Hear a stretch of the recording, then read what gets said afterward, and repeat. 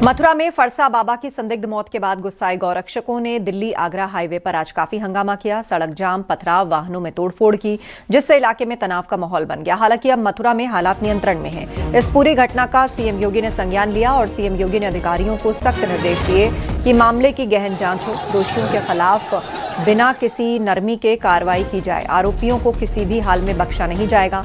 कानून व्यवस्था बनाए रखने में कोई चूक न हो और पीड़ित पक्ष को न्याय मिले।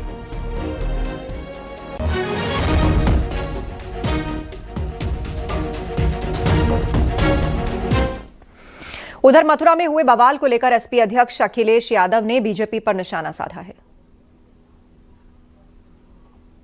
भारतीय जनता पार्टी कहां तनाव न पैदा कर दे, ये सोचना है। अगर मथुरा में, वृंदावन में, धार्मिक स्थान पर साधु के साथ अगर ये व्यवहार हुआ हो, और वहीं काशी में जहां प्रधानमंत्री कई बार चुने गए हैं, खुलेआम एक छात्र ने एक छात्र को मार दिया, खुलेआम गोलियां चल रही हैं। इससे पहले गोरखपुर में गोरख धंधा होते हुए देखा होगा आपने, वहां भी खुलेआम गोली मार दी। पूरे प्रदेश में जो चाहता है वो कर लेता है। कोई कानून व्यवस्था की कोई व्यवस्था नहीं बची है।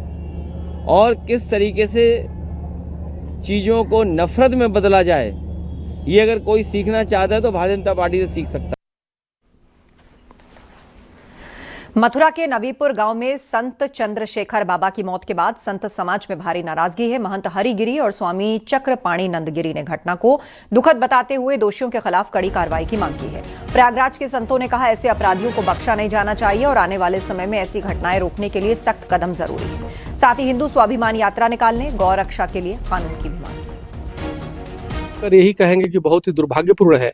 हम तो शुरू से राष्ट्र रक्षा, धर्म रक्षा, गोरक्षा की बात करते थे, लेकिन अब इसके साथ गोरक्षा के साथ गोरक्षकों की भी रक्षा की बात हम उठाना पड़ेगा, क्योंकि गोरक्षक है तभी तो गोरक्षा होगा। अगर धर्मावलंबी है तभी तो धर्म बचेगा, सनातन धर्मी है तभी तो सनातन बचेगा। तो इस पे हमें चिंतन करने की आवश्यकता है, और सरकार को भी, क्योंकि अगर देखिए जो भी हमारे सनातनी है वो सर्वे भवन्तु सुखिनः, सर्वे सन्तु निरामया, सर्वे भद्राणि पश्यन्तु मां कश्चित् दुःख भाग् भवेत् के विचारों को, सिद्धांतों पे चलता है, यानी सबकी सुखी की कामना करता है।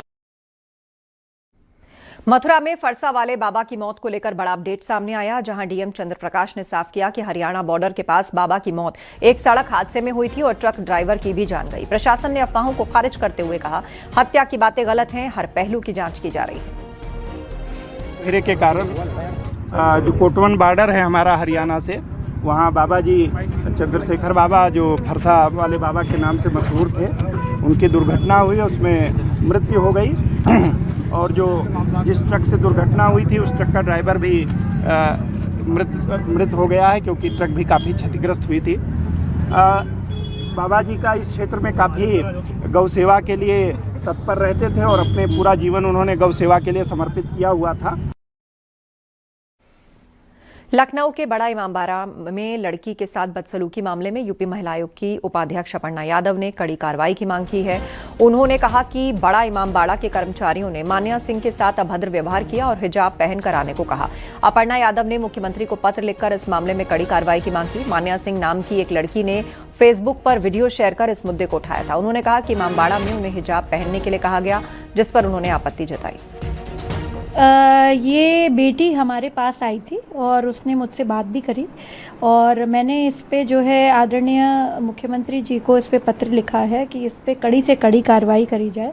इसमें हमने अपनी विज्ञप्ति में भी आज की यही बात लिखी है कि जो हमें शिकायती पत्र इनका प्राप्त हुआ, क्योंकि हम एक बार सोच भी सकते थे कि हम इसका सो मोटो कॉग्निजेंस लेते, पर जो है वो बच्ची खुद ही हमारे पास आई। तो मैं सबसे पहले तो अपने प्रदेश की हर बेटी को कहूँ कि अगर उनको लगता है कि वो अपनी बात रखना चाहती हैं और उनकी सुनवाई नहीं हो रही है, तो वो ज़रूर महिला आयोग आएँ, चाहे मेरे पास आएँ, चाहे मेरे टीममेट्स के पास आएँ। जो है हमारे यहाँ सुनवाई होती है, हम उनके अधिकारों के लिए ही बने हुए हैं।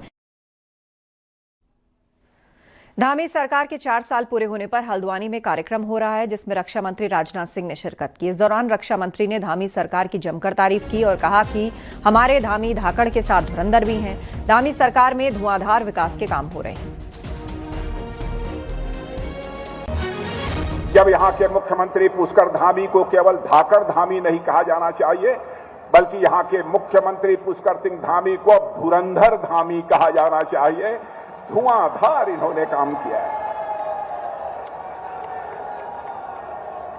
मैं सचमुच यह कभी कल्पना भी नहीं कर सकता था कि उत्तराखंड की कोई सरकार इतनी तेजी के साथ छोटे से राज्य उत्तराखंड में काम कर पाएगी। लेकिन मैंने देखा कि कई मामलों में उत्तराखंड ने पूरे भारत में अव्वल स्थान प्राप्त किया है, नंबर 1 का स्थान प्राप्त किया है। हर एक दृष्टि से मिशन मोड में यहां पर काम हो रहा है, धुआंधार काम हो रहा है। इसीलिए मैंने कहा, धामी जी को पहले हमने धाकड़ धामी कहा था, इसीलिए धुआंधार काम कर रहे हैं, इसीलिए उन्हें हम धुरंधर धामी कहते हैं।